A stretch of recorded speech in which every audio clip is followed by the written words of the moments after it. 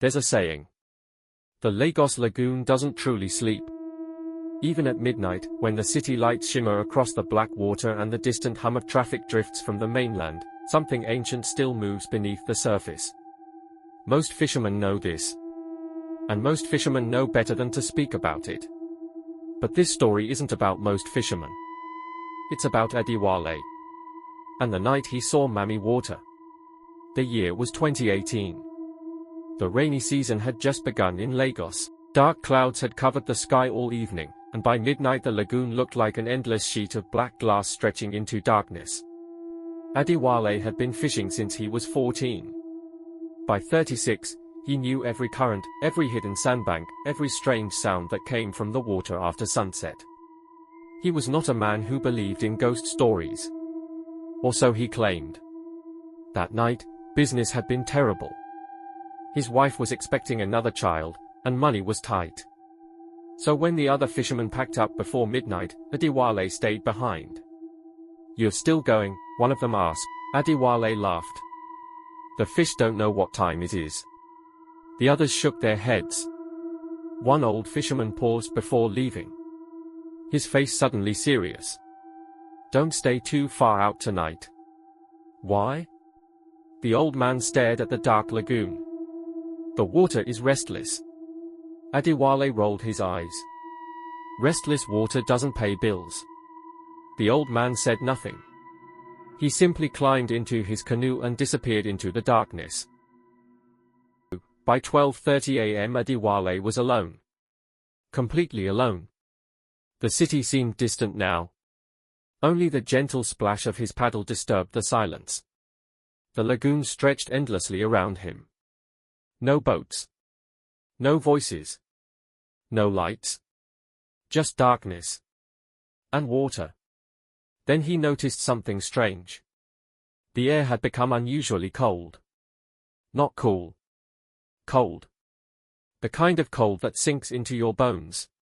Adewale frowned. That wasn't normal. Not in Lagos. Not in the middle of a humid night. He rubbed his arms. And that's when he heard it. A voice. Soft. Faint. Singing.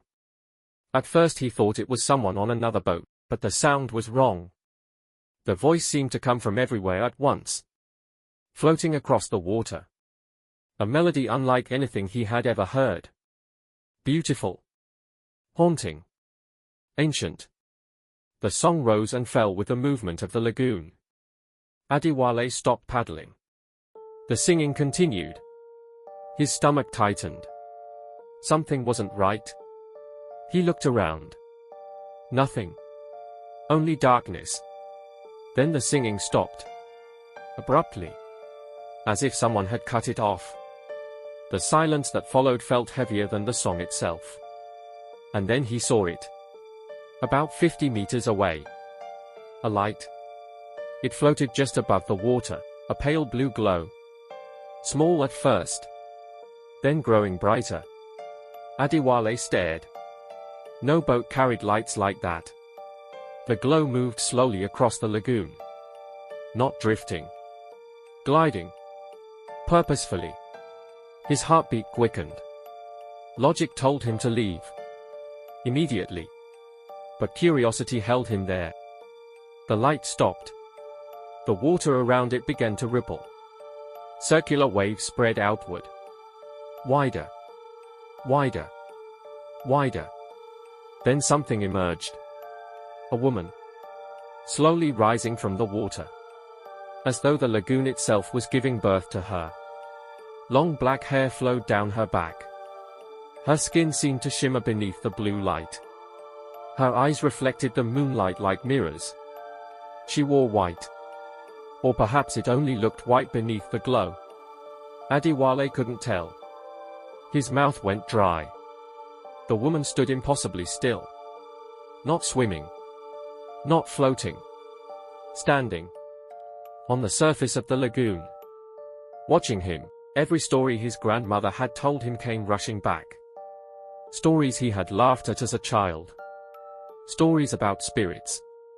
About the Queen of the Waters. About Mammy Water. The beautiful woman who appeared to lonely travelers. The spirit who offered wealth. The spirit who demanded a price. Adewale gripped his paddle. His hands trembled. The woman smiled.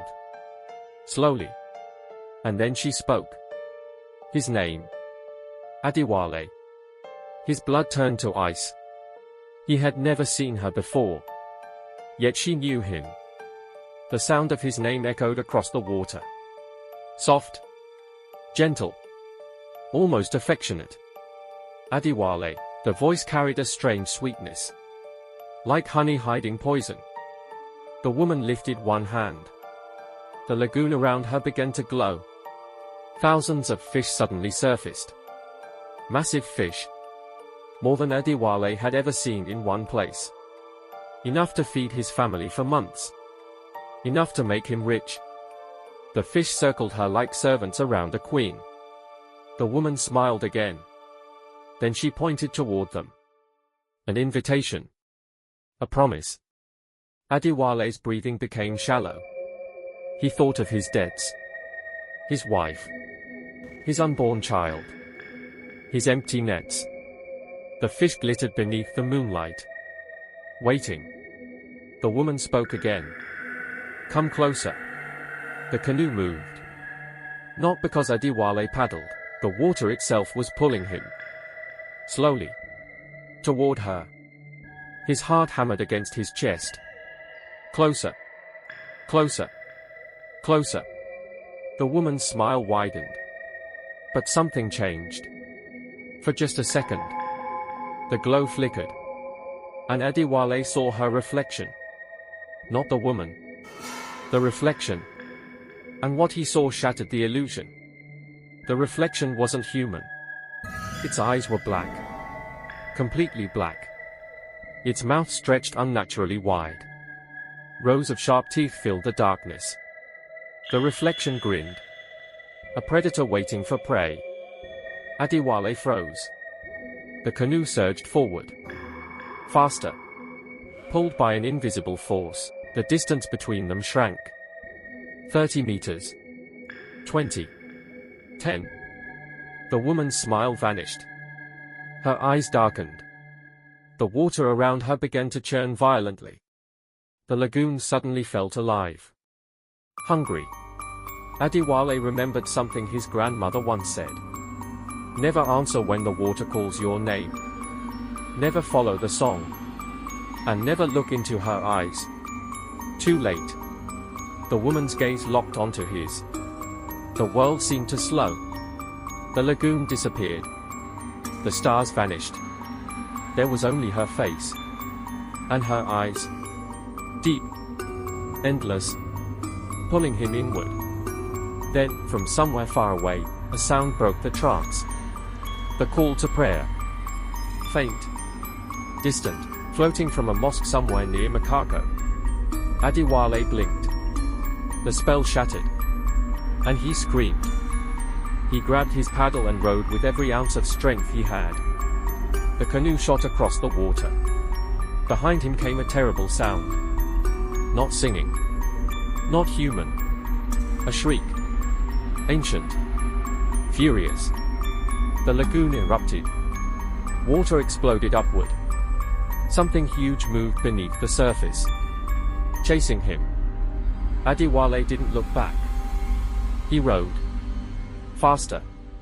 Faster. Faster. The shoreline finally appeared. The lights of Lagos. The sounds of people. Life. Safety. As his canoe scraped onto the shore, the shrieking stopped. Instantly. He collapsed onto the sand. Gasping. Trembling. Alive. At sunrise, other fishermen found him. Curled beside his canoe. His hair had turned noticeably grey overnight. He never returned to that section of the lagoon. Not once. When his wife saw his grey hair, she grabbed his face and said, "Adewale, what happened to you?" But he could not answer. Years later, he finally told his story. Most people laughed. Some believed him. But every time he spoke about that night, he ended the story the same way. He would stare toward the lagoon. Quietly. As if remembering something he wished he could forget. Then he would say, "People think the water belongs to us." He would shake his head. "No. The water belongs to her." And on certain nights, when the lagoon is calm and the city grows quiet, some fishermen still claim they hear a woman singing in the darkness. Calling names. Waiting. Patiently. For someone to come closer.